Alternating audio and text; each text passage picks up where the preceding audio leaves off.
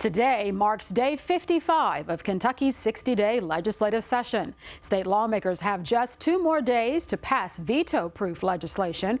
That means fast-tracking some measures before the 10-day veto period begins. Our June Leffler was following the debates on the Senate floor today, and she has this that kicks off tonight's legislative update. Bills are bouncing between one chamber to the other now, with lawmakers hoping to get the details right. House Bill 67 is advancing with each vote and revision. It retools a law passed last year that restricts private texting and social media messaging between school staff and students. And it creates some boundaries that used to exist before our cell phone world came into place and students were more accessible. This bill adds new financial transparency requirements for school districts as well, so that the public has access to the budgeting process, the budgeting information, the auditing information, and also credit card statements on the school websites. This Oldham County Republican proposed this measure earlier in the session. Lawmakers are now adding some stalled bills to other ones with more momentum. These changes will have to be approved by the House.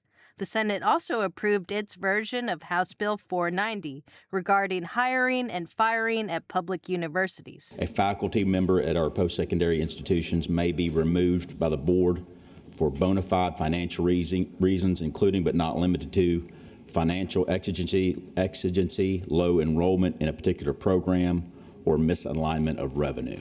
At least 3 collegiate unions and associations oppose this measure. Kentucky Democrats agree with campus workers' concerns. What 490 does really is weaken the tenure process. It doesn't eliminate it, but it's designed to weaken the tenure process under the guise of financial exigency, so that those tenured faculty now, once this bill is passed and becomes law, will not have the same kind of freedom to teach, what we refer to as academic freedom.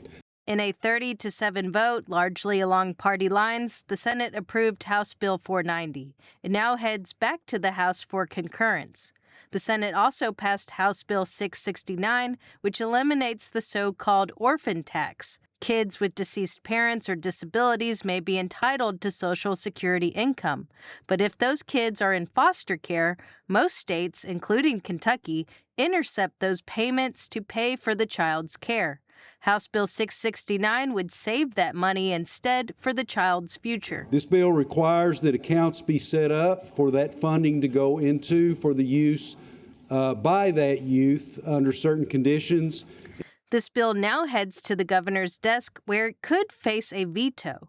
Though the measure has largely bipartisan support, Governor Andy Beshear's top health and social services official has questioned this measure.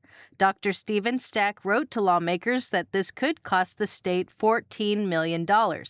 Lawmakers continue to battle the Beshear administration over its handling of foster care reform. Republicans have the supermajority power to override the governor's veto. For Kentucky Edition, I'm June Leffler.